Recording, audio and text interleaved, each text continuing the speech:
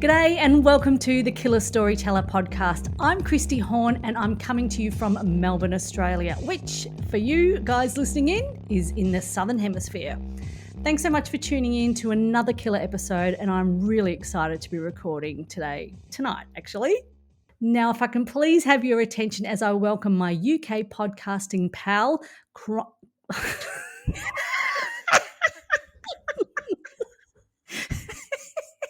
Oh, Jesus. Okay, let me introduce Rachel Lynch to the microphone. G'day, Rach. How you going? Hey, Christy. Fantastic to see you. Oh, and I've missed this woman. She had the temerity to go on holiday for 3 weeks, and I will not forgive her. I have been away. Yep, I've been overseas. And you know what? I just couldn't get the intro right, but you know what I mean, don't you, Rach? Yeah. Oh, it's so good to see your face, Christy, and obviously for everyone listening. So massive welcome back. Can't wait to record this episode, and today we are going to be talking about Bitter Edge, number 4 in the Kelly series. We sure are. I absolutely love this book. But the chapter reading was so good. Can we please do that again, Rach? That sort of secret bit that we did at the end was really good, wasn't it?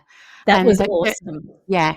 And do you know, it's so weird to me because the rich, I wrote it so long ago, but you know, bringing it to life in the podcast again was so cool. And like, you know, I've just finished the edits for Kelly 13. So and we're talking about number 4 today. So it's just bizarre how it's all going, you know, full circle. So maybe we could do one of those closed sections again, Christy. What do you think? I loved it. It's called like a sexy sealed section, isn't it? Yeah. Like, remember those magazines you had to rip it open to see what was inside? But yeah, I think I really enjoyed that, and so did everybody else. So we had lots of positive feedback on the sealed section. But then you also did a chapter reading, which was a standalone, which we hadn't done before, and that was really cool as well. So yeah, and I think we should do that again. Yeah, with each book, and we will go back and record some of the other ones as well. But I also wanted to fess up because I did screw up something, Rach. You know, our YouTube playlist, the Killer Story playlist. Yeah. I had it on private there for a while. So I was enjoying it and listening to, you know, a bit of Hall & Oates and a bit a whole range of killer songs, but it's now public. So sorry about that, folks. Everyone can jump in and listen to the Killer Storyteller playlist. But you were enjoying it. I was having a ball. So there you go. Yeah, I was having an absolute ball. Yeah, don't worry about that. So, but then we have also popped it up on YouTube as well. So we've got it on Spotify and we've got it on YouTube as well. So we've got all the fun songs to listen to. So, yeah, we're up and running. Amazing. All right, Rach, Bitter Edge is the title, and the tagline is, "An enemy from her past will unleash the ultimate evil." So let's go. Okay, in this episode, we're not going to give away any spoilers. If you haven't read the book, we won't share the endings, but we will be discussing the theme and parts of the storyline. Because we know many of you are reading along and listening into the podcast as you go, and you're all at different stages, we get stacks of feedback. We're grateful to everyone who's enjoying the podcast, but we just love to hear from you, where you're up to. Send us a note, contact us on social media. We love hearing where you guys are at. And that's why we don't give spoilers out, because we know you're all at different stages. Yeah, that's exactly right. So why don't you tell us a little bit about this book, Rach? When was it written? So just like a quick fire like we normally do, it was written way back in 2018, which seems a lifetime ago now. It was published in 2019. I was at home when I wrote this book, but interestingly enough, it brought back so many memories preparing for this pod, because actually I wrote some of it when I was waiting for the kids at the local fair, and that will become really apparent as we go through, because it's such a great theme of the book. It probably took me a couple of months to write, and I think that, you know, the main theme throughout this is the terrible effects that drug addiction is having on our teenagers. All over the world, you know, not just here in the UK. And the season, it's a new one. for the Kelly series, it's winter and Christmas time, and I just loved that. It was so evocative. Okay, Christy, over to you for your summary of Bitter Edge. All right, Rach, here goes. In the depths of a freezing Lake District winter, D.I. Kelly Porter faces one of her most harrowing cases yet. A gifted teenager leaps from a cliff, seemingly another tragic suicide linked to drugs and bullying at the prestigious Derwent Academy. Ruled a suicide, the case should be closed, but Kelly senses something far more sinister.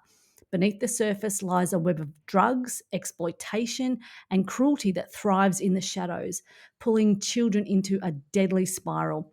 As she hunts the truth, Kelly comes face to face with an enemy intent on vengeance. In a season meant for family and warmth, the lakes conceal only terror and betrayal. Oh, nice one. That's so good. It is Honestly, you should absolutely do this professionally. It's epic. Yeah, right. Well, the opening punch, Rach, let's start right at the very, very beginning. You don't ease the reader in gently here with the book Bitter Edge. It opens with Jenna Fraser's suicide on the cold and quiet Walla Crag, overlooking the Derwent. You can feel her torment and her pain and the noises in her head. When she puts down her bag along with her medals, she runs and she jumps. She momentarily suspended in the air, and then you write, Jenna Fraser is finally at peace. It's so chilling. You know what? This is almost your signature, Rach. Tell us, how important is it for you to set the emotional tone of the book right from page one? Oh yeah, that opening, it really sticks in my memory. And I've been to that spot, Walla Crag, so many times. It's a really, really popular destination in the Lake District. It's always, on, the guidebooks. It's where you go to see the whole of Derwent. It's absolutely stunning up there, but it can be really bleak and deserted sometimes. And as a local, Jenna would have known that. And particularly it being winter. And I think this, by number 4, this has become my signature, is this heart pumping opening. And it's to grab the reader and really shake them and say, look, this is the contrast between the beauty and the beast that you're going to get. And you just mentioned that we're talking about teenagers and drugs. It's really at the heart of this book. We've touched on this in another podcast, in The Rich, with the teenage characters. They were so very, very good. And actually, I have to actually stop talking about The Rich because you know it's my favourite book of all time. However, the teenage characters in Bitter Edge, Sadie, Luke, Faith, Michael, they're all messy, they're vulnerable, sometimes cruel, and sometimes heartbreakingly innocent. And there's such a slippery slope of trying to fit in along with drug addiction, and it's so alarming. How do you capture the truth of teenagers in crisis without drifting into stereotypes, Rage? I don't know, but I'm just really thankful that you think I've pulled it off because, I think they are stereotyped, aren't they? I'm constantly learning about my 2 teenagers, about who they are and what makes them tick. And those years are such a struggle, and even more so now, I believe, than when we were that age. Much harder with phones and the media. They're under so much pressure. And actually, on a very personal note, when I wrote this book, my daughter was being really badly bullied, and the school was handling it appallingly. And when I wrote it, I just didn't know what to do with my anger. And this really helped. And so I think that's where the compassion comes for the teenagers in those situations, because at the end of the day, they're just kids and they look to the adults around them, to guide them. And often we let them down. But I'm really chuffed that you think I pulled it off, Christy. Oh, absolutely. Yeah. Yeah. I really loved this book. I thought it was, this is the second time I've read it. So I think I loved it the second time more. So this book, you have written about some of the creepiest villain yet. I haven't read all of your books yet, but the fairground worker, Bobby Bailey, he's probably one of the most disturbing characters in the series so far. You know the scene when he's stalking the young girl and he's offering her some blue pills? And that's right at the very beginning. And then later on in the book when the detective inspector Craig, I can't remember his surname. Yeah, Rockwood. That's it. He's watching Bobby morph and transform as the lights come on in the fairground. And, his swagger changes, and he changes into a completely different character altogether. That was super creepy. But how do you get yourself into the head of someone so predatory and unsettling? Because that was really fascinating to read that bit. Yeah, I don't know where my baddies come from. I think my husband would probably tell you he's quite worried about me. But I just took a mouthful of drink oh then no, I from my must special cup. have tea. Nearly spat it. Yeah, I think it's kind of the whole sort of scene, immersing yourself in the scene, and then seeing where the possibilities take you. And this is why I mentioned the fair earlier, because every October it's a real tradition here in England, and I say England because it started with the Norman Conquest. Um, That's and a long so time ago. when a long time ago, and uh, and the early kings gave towns charters, and that enabled the charter fair to come to town. And Baldock is where I live is a medieval town, and we still have our charter fair, and it comes every October. And so for 3 days in October, the fair comes to town. Overnight, these rides go up. They overtake the high street. It's a proper, full-on, big fair. You're not just talking about teacups and goldfish. It's a proper, with massive rides on these articulated lorries. And it brings all of these characters into town. And so for 3 days, you have this transient population which descends on the town. You've got all these teenagers going out. You've got their parents trying to watch them. So I wrote a lot of these fairground scenes when I was sat in a cafe waiting for them. I think it was probably one of the first times they'd actually been allowed to go onto the rides themselves. But I was there Right. waiting for them. They knew where I was. And I was sat in a cafe with my computer. And it's something about the darkness, isn't it, descending, because the fair starts during the day where the little ones come out, with their families. But then you get to sort of 7 o'clock, 6 o'clock, 5 o'clock in October. It's dark. And then the smell of the cooking, the Yeah. oil and candy floss, and the latent threat, and the noise changes, and the music changes from children's music to hard garage. The teenagers come out, and it's a different vibe. And suddenly it's really quite threatening. And I just fed into that. What about you? Do you have any kind of, tradition like that in Australia? We do, and along the coast, they'll have the fairs come to the carnival will come to the local town, and we also have. It's just started yesterday, the Royal Melbourne Show, and that's a once a year show that comes to Melbourne, and there's lots of rides, and it's a bit of an agricultural show as well. So when I was reading this book, Bitter Edge, all the kids that were all getting dressed up, not in a lot, going to the girls in Yeah, particularly going to the fair, and they were kind of there, kind of parading, weren't they? yeah, absolutely. Yeah, Sadie and Faith, and with the yeah, boys, they were yeah, out there, kind of just strutting around. And Kelly and Johnny rock up, and they see some of that too, don't they? absolutely. It's an opportunity, isn't it, for them to rebel and test the boundaries. I remember when I was a teenager going to our local fair, there was something so illicit and law breaking about it.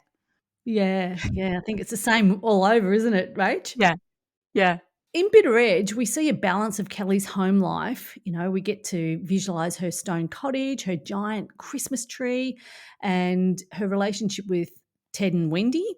Um, I'm really interested, Rach. Do you see Kelly's domestic scenes as a way of giving readers, and maybe yourself as the writer, a bit of a breather between the darkness? This is kind of a two-pronged question, but also let's chat about professional Kelly, because she's making some big leadership changes, and there are several standout moments in the book where the team are on fire and really working cohesively. This is much more obvious in this book. Each member has their skill, and it's really obvious in this book how great they are. Investigation techniques and Kelly's questioning skills are really slick, especially with Sadie, and that scene with Luke is just so great. That's a really long-winded question with lots of questions in there, but it kind of came together here with Kelly's professional and home life together. Yeah, I loved writing that scene with when she interviews Luke, and because she handles it so well, doesn't she? She's got a real good touch with teenage witnesses, and she's also really good with Johnny's daughter Josie. As the series progresses. And I think she disarms teenagers, doesn't she? She gets them to tell the truth when maybe they don't quite want to. So I love writing those scenes. And then, the balance between her home life and professional life is always a really, really important thing in all of the books. And I think it's so important to have that. And I think, for absolutely the reasons that you say, it gives the readers a break, and it also gives me a break. And I think, again, that you can't, I personally don't want to have that darkness from page 1 to page 380 or whatever it is. I think it gives more depth to who Kelly is. So it's really important in a series. If it was a standalone, like The Rich, for example, Rich is quite consistently dark, I think, with, some really horrible characters. But in a series, I think people have got to really engage with their personal life as well, because they've got to keep coming back. So her personal life is really important. And as far as her professional life goes, she's with every book, she's becoming more comfortable now, isn't she, being in charge, and her team's becoming a real unit. Yeah, I felt like this was really, really obvious. This was such a really cool book, and I'm also right in the middle now, actually towards the back end of the next one, Bold Lies. Yeah. And it's a different, again, Bold Lies, we'll get to that later, but this book, they really gelled so well, like a really well-oiled machine. I thought it was fantastic. It was excellent writing. Oh, thanks, Christine. We mentioned this before, Rach, the lakes in the wintertime, and this is the first Kelly book to feature winter. Described so many of the scenes in the lakes. It was really, really vivid for me reading it, not ever being there, but it was bloody freezing, right? From the night at the fair and rugging up to local pubs with the roaring fires. Was it fun to write a book set in wintertime? And have you spent much time in the winter in the lakes? Would you go hiking like Kurt Fletcher in the snow?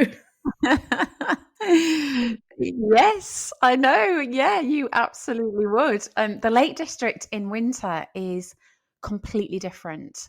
There's not many visitors. You would think, oh, it's Christmas, it'd be beautiful, it'll be absolutely packed, but it's not. And winter walkers are a different breed. So one example, a couple of years ago, I think it might have been on my 50th birthday, actually, because my birthday is Christmas Day, and there's a bit of what is a fun fact.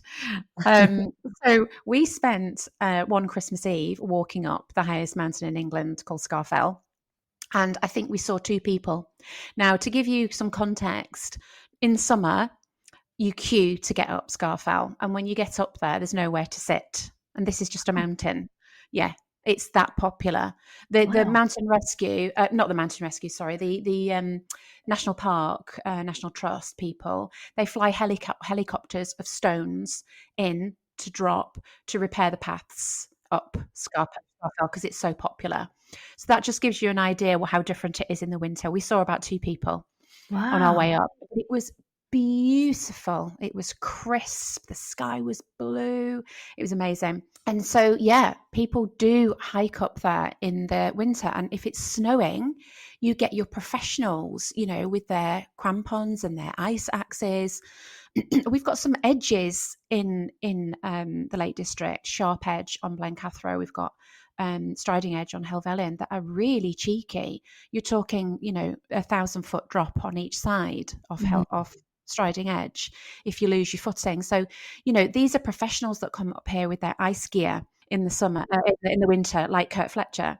They know what they're doing. But in contrast to that, I from your point of view, I can never get my head around winter in the Southern Hemisphere, because to me, winter is snow and it's, Christmas is cold. Christmas is gravy. Christmas is roaring fires, in the Lake District. Whereas yours is on the beach, isn't it? Completely opposite. Christmas Day is always stinking hot. Some people like to have the traditional hot, cooked lunch with potatoes and gravy, and it's, we just want prawns and mango and salads and bring your bathers because we're all going to have a swim in the pool. So, and generally, it's always a stinker on Christmas Day. And then Boxing Day, which is my birthday. Yep, Rach and I are like a day apart. Is the MCG. It's when the Test cricket match starts in Melbourne. So it's always super fantastic. It's always stinking hot Christmas Day. And then Boxing Day, everyone's just like, don't talk to me. I'm just want to watch cricket. Yeah. Oh God, that's brilliant though. I love that Melbourne is such a sports mad city. Epic. That is so true. They will just go to absolutely anything. Talking about Kurt, he was such a great character, Rach.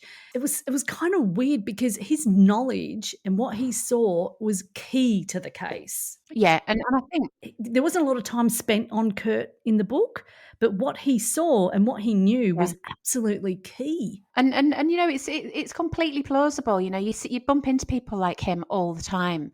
You might be halfway up and you've got a 6-year-old who has lost their boot, and somebody like him will walk past you and they'll stop to help, and they clearly were born hiking and they just know the place inside out, like Johnny.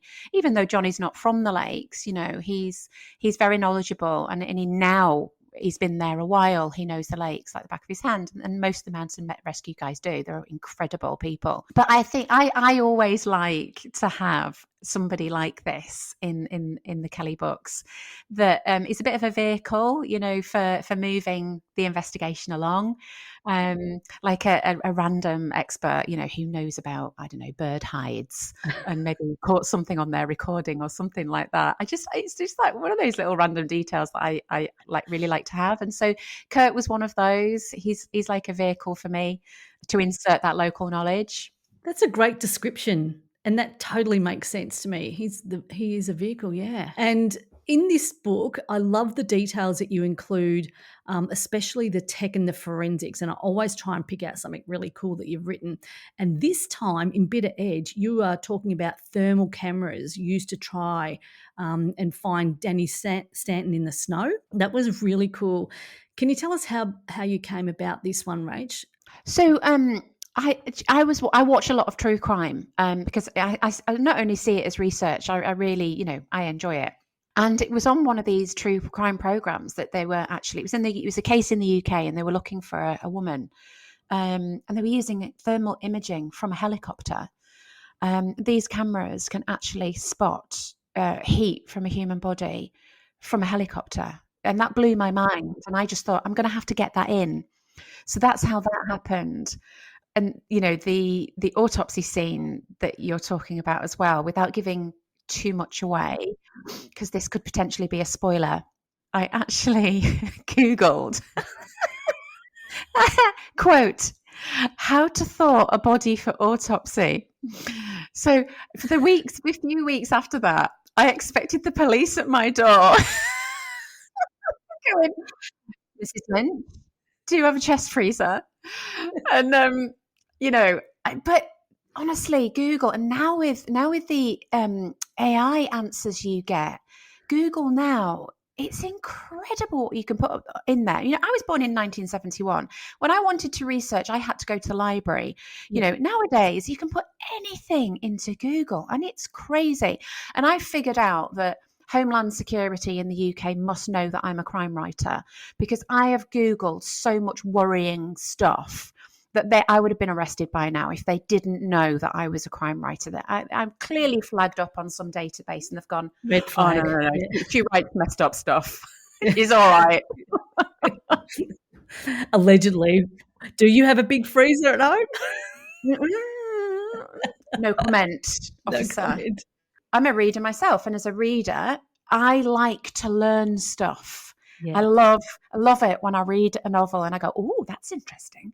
And you go and Google it. So I like to put in little, interesting details like that. That was, and one really interesting detail that I've highlighted here, and I forgot to read out, was when Ted was doing the autopsy scene, there's a quote on page 318, and it's him kind of getting to the bottom of how this person was died and this person's being unfrozen, etc. But he kind of gets to the point where the body is telling him, this is what's happened to me. Now you know. That was like a really standout moment for me on page 318, guys. I don't know if you're up to that bit yet, but I really liked that bit. Yeah, and I've just flicked to that page actually, Christy, and it's in italics. So it's actually as if the body, the person is speaking to him from the grave, which is what a lot of pathologists say, about that procedure, is it's their last opportunity to communicate. Yeah, so that was really cool. Good old Ted. He always gets to the bottom of things, doesn't he? We love Ted. We love Ted. We could do a whole episode on Ted, couldn't we? Oh, it's coming, peeps. Bitter Edge doesn't shy away from really heavy issues, Rach. Drug abuse, bullying, suicide, exploitation. How do you balance portraying the truth of those realities without overwhelming your readers? Because some of it is really hairy. Yeah, and I think that's a theme with all of the Kellys, isn't it? They always take a current social theme, I guess, a problem, a deviance, I guess, my daughter would call it. She's studying sociology.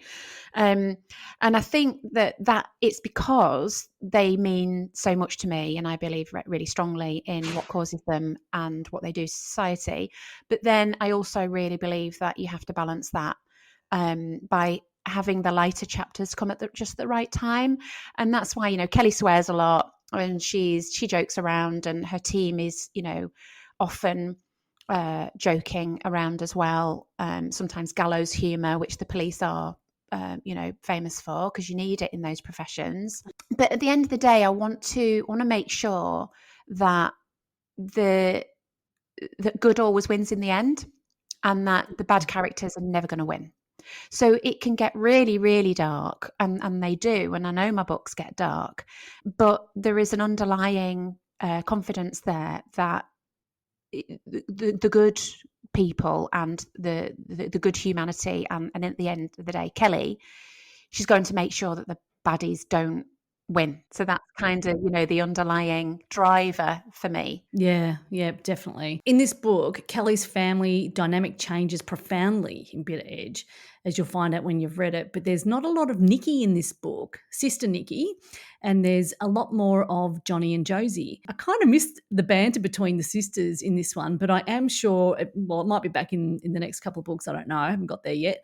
But how do you balance how much airtime to give each character, or does it kind of naturally evolve? And also, I have to admit, I cried in this book. Oh, you made me cry. Yeah, it's your fault.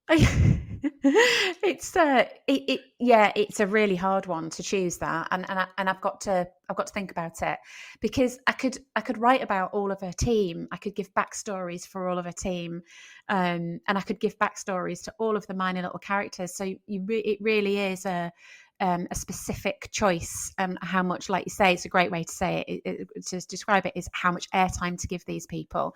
And by number 4, sorry to say, but I got a bit sick and tired of Nikki's narcissism, and I just thought, you know what, this is not adding to the story anymore. My readers know that they don't get on. Yep. There's a big twist coming to that relationship, so they'll understand even more why they don't get on very soon. After the big reveal.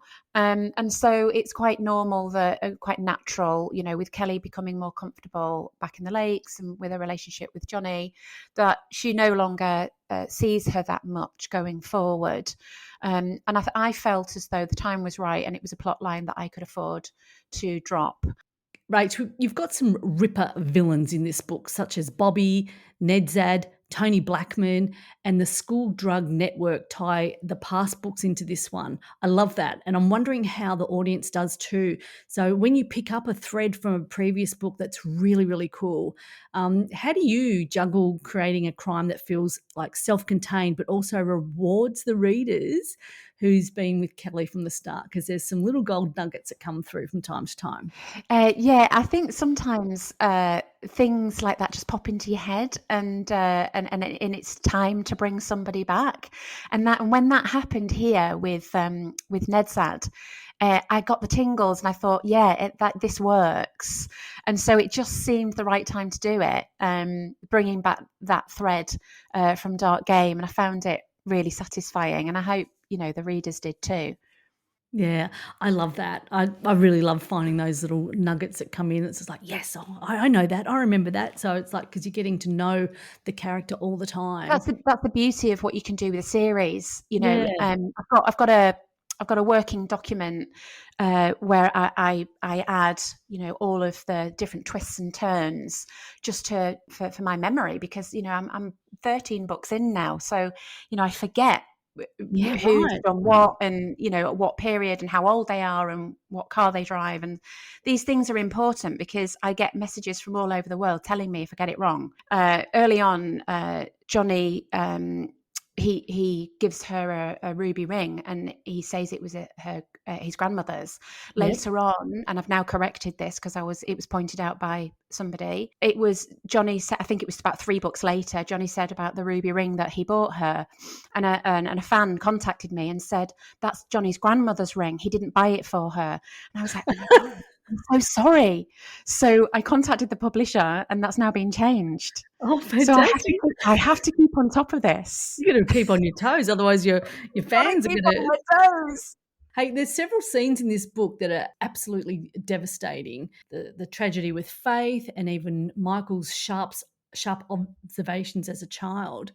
Do you ever find yourself emotionally wrecked after writing these? And how do you recover before moving on to the next chapter, like plot walks with the dog and playlists? But what do you get up to? Yeah, it's I wonder how other writers would answer this, because I think when your job is creative, like painting or music or writing, I think the person who is the creative is usually the type of person who leaves their emotion in that piece of work, because that's what it's all about, isn't it? Creativity, it's about emotion. You want a painting to make you feel something. You want a piece of work to make you feel something. So personally, I find it really cathartic and therapeutic to write. So it's not just that I'm writing books to sell. That's lovely, and I'm very lucky that my books sell. The way it started was because I needed to get something out of me, and stories have always been a way to escape the tragedy of life, haven't they?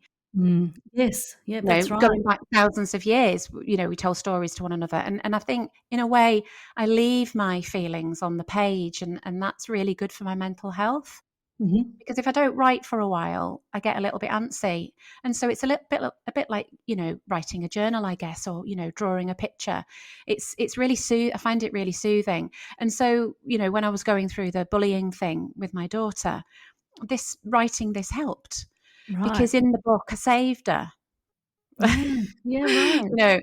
In the book, Kelly saves people. She solves, she solves problems, and so that's to have that. Even though it's just a figment of my imagination, it's still comforting. To have that. What do you do to relax from everyday stresses, Christy?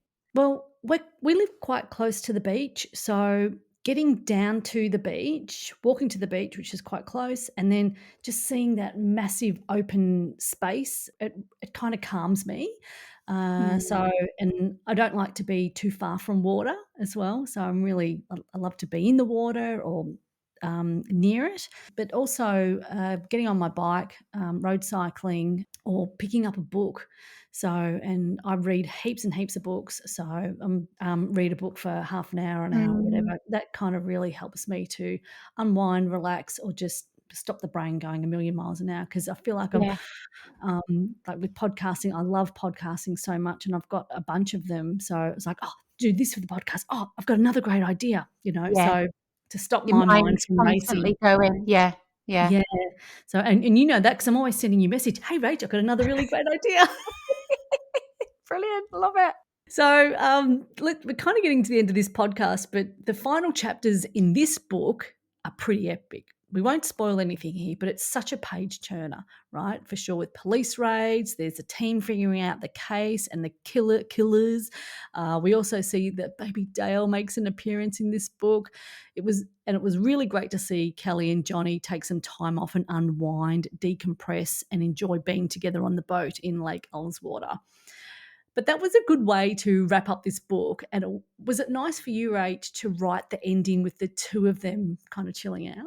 Yeah, and I think by book 4, that's becoming a bit of a signature of the Kelly novels as well, where at the end, you see her relaxing and actually loving the real Lake District in the last chapter, bringing it back into the light. So that really is where the series starts to go now. You've got this really impactful chapter 1, which takes you into the darkness, and then at the end, they're chilling out and enjoying the beauty of the Lake District at the end.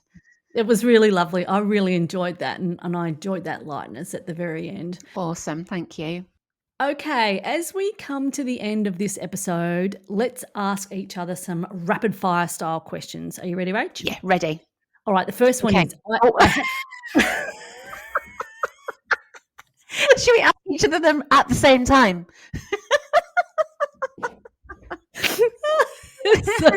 Go on, you go. All right, I had to Google this. Okay, I had to do tons of research into fentanyl and OxyContin, and I had no idea it was such a global problem. I became a drug expert. Well, I had to Google Cartmel, and Cartmel is the home of sticky toffee, but I thought it was a typo. And I was Googling, I thought you meant caramel. I'm like, what the hell is she writing? Yeah, so Cartmel. I thought you meant to write caramel, but it's a sticky pudding. And also Kendall mints and mint cakes. I had to Google those as well. Oh, brilliant. I love that. And they are divine, believe me. Okay, best character and why? Who stole the show for you? Michael and Sadie for me. Michael was such a sweet, gorgeous, smart and empathetic kid. But Sadie, she was just so broken and sad, and she was in the most impossible situation in her life. What about you? So for me, it was Faith. We actually never meet her in the book until the very end. But for me, she's such a force of good all the way through. And who's your worst character in a good or bad way? So for me, it's Ned Sad. He properly gives me the chills. Oh, yeah. For me, it was Bobby. He absolutely is a monster. Alrighty, your favourite quote or scene that's stuck with you the most? Okay, so my quote is from page 344, and it is, "The snow had returned and coated the Lake District with a blanket of secrecy." I just love that. It just encapsulates the whole book. Everything looks perfect under the snow, doesn't it, until it thaws. So pretty. Yeah, we don't know what's hiding underneath. Yeah, it's right up the front. I can't remember the page number, but it's in the first couple of pages. It's the description of Jenna Fraser's body hanging like a Christmas ornament. Drip, drip, drip, because she's bleeding out. Oh, God, yes. So Kelly Porter's favourite moment? All right. It was when Sarah Peaks is waiting for Kelly and Kate, and she's going to be interviewed. Sarah gives us a physical description of Kelly. I really liked it because I have this vision of Kelly in my mind, but it was really good to see it from another person describing her. Yeah, it was really, really cool because she's much littler than I kind of had in my mind. Oh, I love that. So I love it when she goes home after a long day and she shares her cases with Johnny and he gives his views. I really love those moments because like we all share moments like that, don't we? We all talk about work, don't we, with our partners, and they always give us their opinions. Yes. I like that. I like how, he gives her a different perspective on something. She might have a tricky interview or something. So yeah, they're mine. He's got such great advice too, Johnny. We talked about this a little bit earlier, but this book is different to the last one because it's in the wintertime. It's very, very different. So, and we see that throughout Bitter Edge. What's your favourite quote, Rach? The one that I just gave about the snow, that was a really standout moment to me. But I also chose another quote, which is from page 38. And it's actually between Faith's dad and Michael, and this really made me giggle because, you know, it just shows how kids, they don't miss a trick and they've got your number, you can't escape. So Faith is obviously being a lazy teenager. She's in her room, she's expecting her mum to bring up her dinner. And her dad says, in my day, she'd be down here making her own tea, not having it delivered. And Michael says, was that in the 16th century, Dad? Really quick-witted. He was such a great character, Michael. He was really, really cool. One of my favorite quotes is on page 349, and it's Kelly describing how she's feeling after one of the deaths, and it's a really great quote talking about self-preservative numbness, and that's how she feels. You'll know what I mean. Once you've read the book, it'll be really clear as to why Kelly feels like that. Yeah. Lastly, something funny, something behind the scenes, or something to lighten the load. Not that we haven't done enough of that already, obviously. What was yours? The one thing that really cracked me up was the dinner scene at the new Keswick Bistro. It's Kelly, Johnny, and Josie.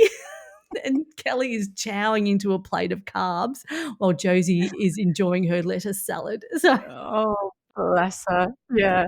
What about you? So one of mine was when Kelly's interviewing Luke. I really like that chapter, chapter 23. And she really absolutely floors him, doesn't she, by reeling off all of the street names for the drugs, you know, Horse, Charlie. And he's just so stunned. His dad's horrified because he just can't help himself from engaging with her. And she plays him beautifully. And I can just imagine him, you know, his mouth falling open going, oh my God, this woman knows her stuff. Yeah. So that was a fun moment for me. Yeah, poor old Luke. He thinks he knows everything and he thinks he can get away with everything. But Jesus, mate, I love doing those rapid fires because there's lots of little snippets because we can't talk about every single page in the book. We have to kind of draw a line somewhere, and we hope that you're really enjoying this episode. Yeah, and I think, Christy, that just wraps it up beautifully, doesn't it, for this episode of the Killer Storyteller podcast with me, Rachel Lynch, coming from London, and my Aussie pal, Christy Horn. Thank you for listening. We really hope you've enjoyed it as much as we've loved chatting about it. And next up, we're going to be discussing number 5, Bold Lies. So start reading now. Yes, Bold Lies was my first Rachel Lynch book that I read, and that started absolutely everything. It started the Rachel Lynch Book Club in Australia. It started the connection between Rach and myself, and over 2 years ago now, and it started the podcast as well. So I'm right in the middle of reading Bold Lies. In fact, I've just about finished it. So it's my third read, and reading it again is like with a different sort of like mindset, taking notes so we can do the podcast it's kind of get to know it a bit more intimately. So it's really good.